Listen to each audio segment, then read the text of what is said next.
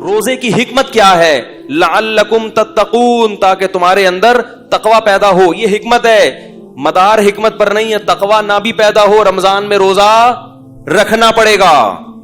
اگر ایک آدمی کہتا ہے رمضان کے روزے کا مجھے فائدہ نہیں ہے لہذا اگلے سال میں نہیں رکھوں گا، اور گناہگار ہوگا. کیوں؟ علت یہ ہے کتب علیکم الصیام، تم پر روزے فرض کیے گئے. اس میں حکمتیں ہیں کہ بھئی تقوی پیدا ہوتا ہے، للہیت پیدا ہوتی ہے، نفس پہ کنٹرول کرنے کی صلاحیت پیدا ہوتی ہے. یہ حکمت ہے، مدار حکمت پر نہیں ہے، مدار اس آیت پر ہے جس میں روزے کو فرض قرار دیا گیا. اب سمجھو کہ یہ جو اللہ نے کہا کہ سفر میں روزہ چھوڑ سکتے ہو، اس کی حکمت ہے کہ سفر میں مشکل ہوتی ہے.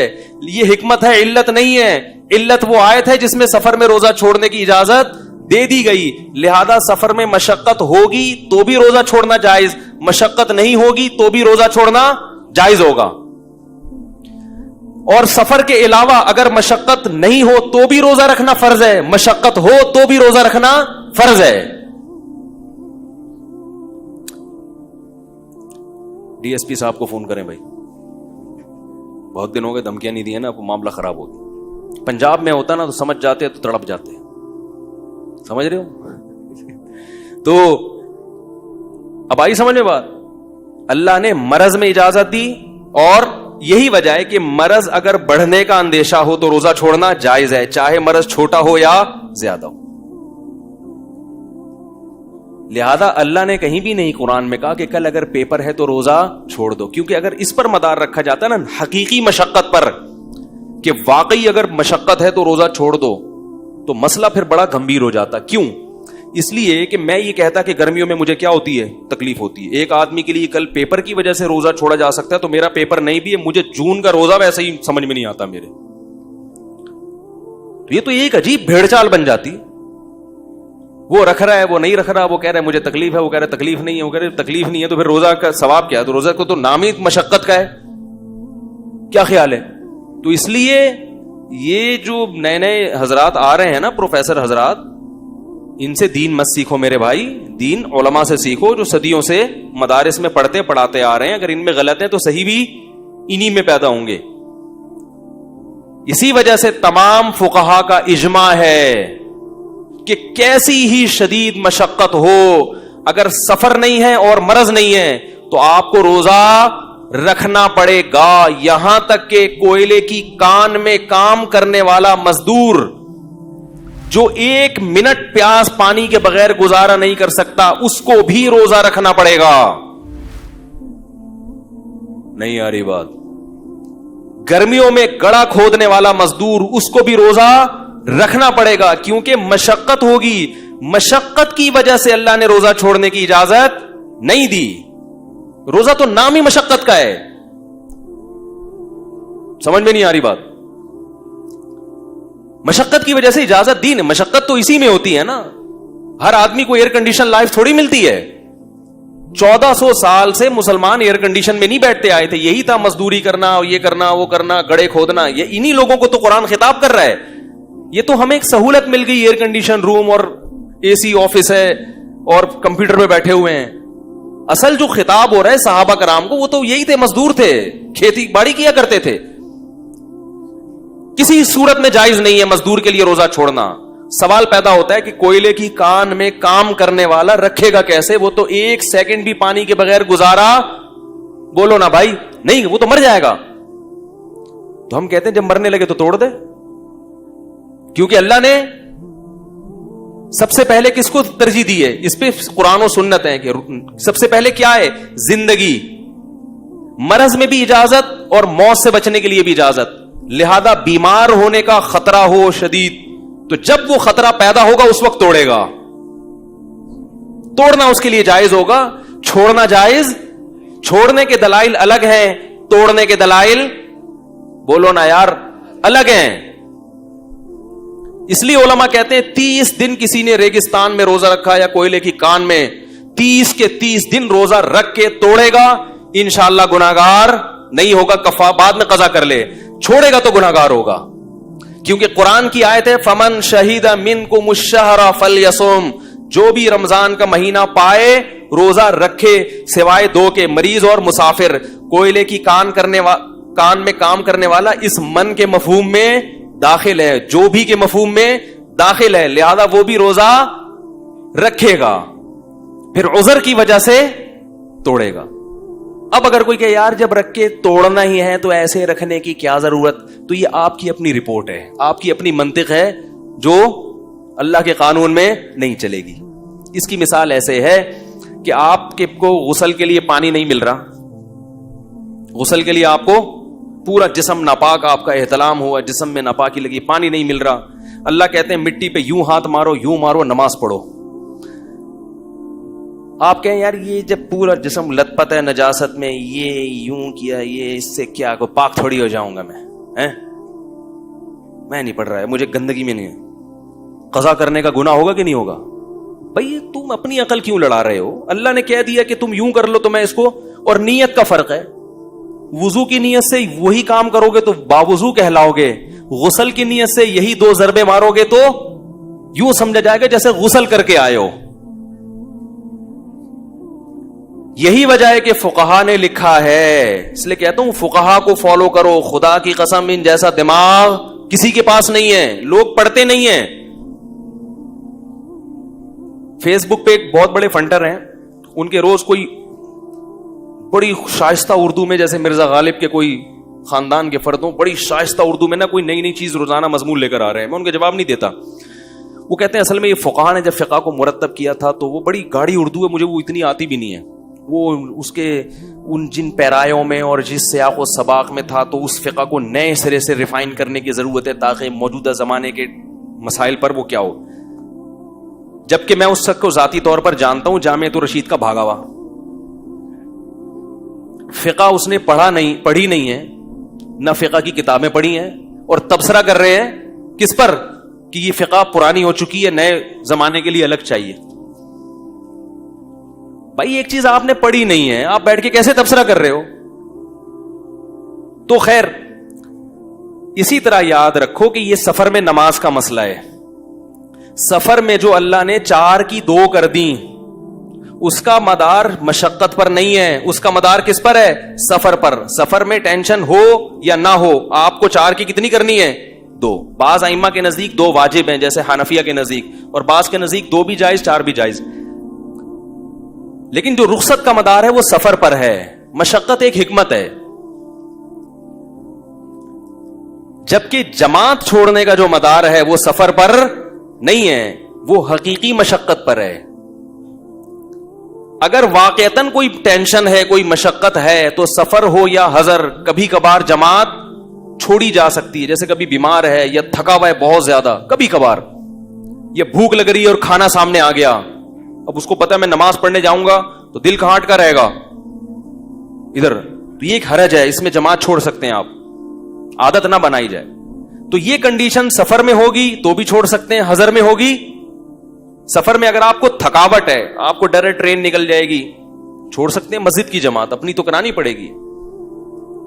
یا یہ کہ میں تھک چکا ہوں, نیند میری پوری نہیں ہوئی ہے سفر کی وجہ سے, تو نیند حضر کی ہو یا سفر کی ہو, ایک عذر ہے, بیمار ہونے کا خطرہ ہوتا ہے, اسٹے کریں گے جا کے, کہیں قیام کیا, 10 دن مری کے کسی ہوٹل میں ٹھہر گئے آپ جا کے, اب آپ کو مشقت نہیں ہے. اب آپ پر لازم ہے کہ قریب کی مسجد میں اچھے بچوں کی طرح, جیسے باقی لوگ نماز پڑھتے ہیں, آپ بھی وہاں جا کے اچھے بچوں کی طرح فجر کی بھی, ظہر کی بھی, عصر کی بھی, مغرب کی بھی, عشاء کی نماز پڑھیں وہاں جا کے.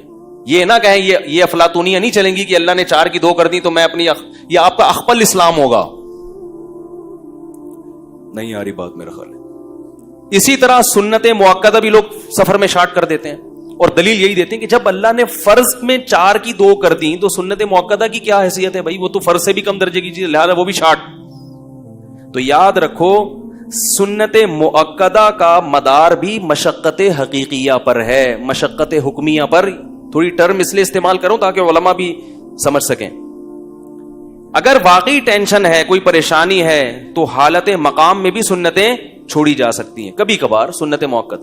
سفر میں بھی اگر تھکاوٹ ہے, یا آپ کو بس کے نکلنے کا ڈر ہے, یا ٹائم بہت, جب بس میں جاؤ نا تو ودرے کا زرزر کا وہ ڈرائیور چیختا رہتا ہے, تو ہم جب کبھی بس سے سفر کرتے ہیں تو میں سنت مؤکدہ نہیں پڑھتا بھائی, ظہر کے 2 پڑھو, اور کیونکہ واش روم, کھانا, نماز تینوں چیزیں ہیں, اور ڈرائیور وہ زرزر کوا وہ فوراً پیچھے سے ندائیں لگانا, کیونکہ اس میں اگر سنتیں پڑھیں گے بھی تو وہ دل نہیں لگتا اس میں. تو یہ واقعی مشقت ہے. ایسی کنڈیشن تو اگر یہاں بھی ہوگی تو سنتیں چھوڑ دو, کوئی فرض تھوڑی ہیں وہ. یار میرا خیال یا ٹرین میں ہے, آپ کو پتا ہے کہ قبلہ ہی نہ چینج ہو جائے کہیں, سنتوں کی ٹرین گھوم نہ جائے, اتنی مشکل سے آپ نے قبلے کی ڈائریکشن کھڑکی میں جھانک کے سیٹ کی, اب آپ سنتوں میں لگ گئے تو کہیں مڑ گئی تو پھر دوبارہ کون جھانکا تھا کی کرے گا, 2 فرض پڑھ لو, سنتیں چھوڑ دو. لیکن کہیں جا کے آپ دھرنا مار کے بیٹھ گئے ہیں, کسی کے گھر 14 دن کے لیے گئے, آرام سے سہولت ہے, اب کوئی ٹینشن نہیں ہے, تو پھر یہ آپ کی بقراتی نہیں چلے گی کہ اللہ نے جب 4 کی 2 کر دی تو سنت موقدہ, وہ موقدہ جیسے حضر میں تھی سفر میں بھی ہیں, کیونکہ سنت موقدہ رسول اللہ صلی اللہ علیہ وسلم نے سفر میں بھی پڑھی ہیں. سمجھ رہے ہو کہ نہیں سمجھ رہے ہو؟ تو سنت موقدہ کا تعلق مشقت حقیقیہ پر ہے. اگر واقعی کبھی مشقت ہو رہی ہے, تکلیف ہو رہی ہے, پڑھنے میں بیماری ہے, تھکاوٹ ہے, تو سفر ہو یا حضر آپ ہر صورت میں سنت موقدہ چھوڑ سکتے ہیں کبھی کبھار. اور اگر سفر میں مشقت ہے تو بھی چھوڑ سکتے ہیں, اور اگر مشقت نہیں ہے تو نہ سفر میں نہ حضر میں. جبکہ فرض نماز 4 کی 2 رہیں گی سفر میں, چاہے مشقت ہو یا نہ ہو, اور حضر میں کتنی ٹینشن ہو 4 کی 2 نہیں کر سکتے آپ. آپ کہیں یار میں ہوائی جہاز کا سفر تھا اسلام آباد سے کراچی, ایئر کنڈیشن سفر, اس میں میں نے 4 کی 2 پڑھی ہیں, حالانکہ میں بڑی سہولت میں تھا, اور اپنے جب گھر میں داخل ہوا تو بیگم کی ڈانٹ سے اور اس کی صلواتوں سے مجھے کیا ہو رہی ہے, بہت سخت ٹینشن, جو سفر کی ٹینشن سے, کیونکہ آپ لیٹ گھر پہنچے ہیں, آپ نے ٹائم دیا تھا میں بدھ کو پہنچ جاؤں گا, پہنچ آپ جمعے کو رہے ہیں, تو بیگم کی جھاڑ تو پڑے گی نا. اب اس جھاڑ کی وجہ سے ایکچولی جو مجھے ایک ٹینشن سی فیل ہو رہی ہے وہ جہاز میں ٹینشن نہیں تھی, اور سفر میں جب اللہ نے 4 کی 2 کر دی اس لیے کہ مشقت ہے, تو یہ مشقت تو مجھے زیادہ ہے, لہذا میں اب بھی کتنی پڑھوں گا. ایسا نہیں ایسا کریں گے تو کوئی بھی کتنی مرضی ٹینشن ہو آپ کو 4 ہی پڑھنی پڑیں گی. تو کیا پتا چلا کہ عبادت سے متعلق جو شریعت کے حکام ہیں وہ توقیفی ہیں, اس میں یہ منطق اور فلسفہ بولتے کیوں نہیں چلتا. اس زمانے میں مسئلہ یہ ہے کہ علم کی کثرت بہت ہے, علم میں عمق اور گہرائی ختم ہو گئی ہے, کتابیں بہت ہیں, مطالعے کر کر کے لوگ پتہ نہیں کیا بن چکے ہیں. ہر رات ہمیں تو پتہ نہیں کس کس سے واسطہ پڑتا ہے. وہ ایک صاحب تھے, وہ میں بھی وہیں گیا, جگہ نہیں بتاؤں گا ورنہ وہ سمجھ جائیں گے کن کی بات ہو رہی, کہ جی یہ فوج کے بہت بڑے آفیسر ہیں, انہوں نے دین کا مطالعہ بہت ہے. میں ڈر گیا, میں نے کہا اللہ خیر کرے, ریٹائر فوجی بھی ہے اور اسٹڈی بھی بہت ہے. اب یہ میرا دماغ اپنی نت نئی تحقیقات پیش کر کے کیا کرے گا اور فوجیوں کو نو سننے کی عادت, اکثر کو, سب کی بات نہیں کر رہا, جو فوجی میرا بیان سن رہے ہیں ان کے علاوہ کی بات کر رہا ہوں. میں نے کہا ان کی جی کرنا پڑے گا. ایک کرنل تھے, وہ تو ریٹائر بھی نہیں تھے, مجھے کہنے لگے یار یہ جو زکوٰۃ کا جو سیٹ اپ آج کل چل رہا ہے کہ جو استعمال کی چیز پہ آپ لوگ کہتے ہیں زکوٰۃ نہیں ہے بھائی, تو ایک آدمی نے 30-40 لاکھ کی کرولا رکھی ہوئی ہے, اس پہ بھی زکوٰۃ نہیں ہے. میں نے کہا نہیں ہے. کہہ رہے یہ تو ٹھیک ہے, پرانے زمانے میں تو اتنی مہنگی چیزیں ہوتی نہیں تھی نا, اب تو 40 لاکھ کی کرولا رکھنے کی تمہیں کیا ضرورت ہے, اور چلو 1 کرولا کے بجائے اگر 2 کرولا رکھی ہوئی ہیں پھر بھی زکوٰۃ نہیں. میں نے کہا 10 کرولا بھی رکھی ہوئی ہیں, زکوٰۃ ان چیزوں پہ ہوتی ہے جو بیچنے کے لیے خریدی ہوں. 10 کرولا آپ نے گھر میں رکھی ہوئی ہیں, فالتو میں رکھی ہوئی ہیں, بیچنے کے لیے نہیں, ویسے ہی شو مارنے کے لیے, اس پہ زکوٰۃ لازم, تجارتی مال نہیں ہے. کہنے لگا یہ کیا بات ہوئی بھائی, 10 کرولا, یہ تو اسراف نہیں ہے. میں نے کہا اسراف ہونا الگ چیز ہے, زکوٰۃ واجب ہونا اس کو ہم گناہگار کہیں گے کہ پاگل آدمی کیوں اپنے سرمایہ کو ضائع کر رہا ہے. جب 2 گاڑی رکھ لے زیادہ زیادہ, ایک بیگم کے لیے, اپنے لیے, اور 4 رکھ لو, بلکہ 5 رکھ لو, ایک اپنے لیے, 4 بیگموں کے لیے. بلکہ میں اس سے کہوں گا کہ جتنا پیسہ گاڑی پہ خرچ کرو اتنا بیگموں پہ کر لو نا. کرولا 40 لاکھ کی آتی ہے, بیگم 2-4 لاکھ میں آ جاتی ہے. لیکن کرولا کی اہمیت ہے, بیوی کی اہمیت ہماری نظر میں, اللہ کا شکر ہے, بیوی کی اہمیت ہے. میرے پاس جب بھی پیسہ آتا میں شادی کرتا تھا, ہمارے دوست گاڑی خریدتے تھے, پرانے جتنے دوست ہیں نا, تو مجھے کہتے تھے یار گاڑی, تم کیا پیسہ ادھر شادیوں میں اڑا دیتے ہو, گاڑی خریدو. میں نے کہا میری نظر میں بیوی کی اہمیت گاڑی سے زیادہ. آدم علیہ السلام جب جنت میں بور ہو رہے تھے تو اللہ نے ان کے لیے گاڑی نہیں پیدا کی تھی, بیوی پیدا کی تھی. گاڑی کو دل نہیں دے سکتا انسان. کیا خیال ہے؟ گاڑی سے دل اور راز, دل کی باتیں. ارے بول لو آپ کے بھائی, آپ لوگ ویڈیو میں نہیں آ رہے. کیا خیال؟ گاڑی سے محبت نہیں کر سکتا, تبھی تو پرانی ہوتی ہے بیچ دیتے ہیں. بیوی جتنی پرانی ہوتی ہے اس سے محبت اتنی ہی, عزت دار شریف لوگوں کی بات کر رہا ہوں, اتنی بڑھتی ہے. میں نے کہا گاڑی بچے نہیں دیتی, بیوی آپ کی نسل بڑھاتی ہے, اولاد دیتی ہے. رب جماع حدث منه مثل الشافعی و احمد بن حنبل. ابن قیم کہتے ہیں بسا اوقات شادی کی اور نتیجے میں امام شافعی پیدا ہوئے اور احمد ابن حنبل پیدا ہوئے. اتنے بڑے بڑے علامے شادیوں کے نتیجے میں پیدا ہوئے ہیں, گاڑیوں کے نتیجے میں پیدا, بولو بھائی, نہیں ہوئے. میں نے کہا اور بھی بہت سے دلائل ہیں لیکن ابھی میں آپ کو دوں گا تو سارا ٹائم اسی میں لگ جائے گا. اس لیے گاڑی سے زیادہ کس کی ویلیو ہے بھائی؟ اور گاڑی کی ضرورت تو وہ کریم اور ابر نے ویسے ہی پوری کر دی ہے. سستے میں آپ بڑے عزت احترام کے ساتھ کہیں بھی جا سکتے ہو, پھر بھی خرید لو گاڑی, لیکن پہلے نصاب مکمل کر لو, ٹھیک ہے, اس کے بعد پھر اس طرف آ کے سوچو. اور اللہ کی کا ایک عجیب وعدہ ہے کہ نکاح کی برکت سے گاڑی تو پیسہ کھا جاتی ہے آپ کا, نکاح کی برکت سے اللہ نے مال میں غنا کا وعدہ کیا. تو نکاح کرو گے تو انشاءاللہ گاڑی بھی آ جائے گی, گاڑی بھی انشاءاللہ آ جائے گی.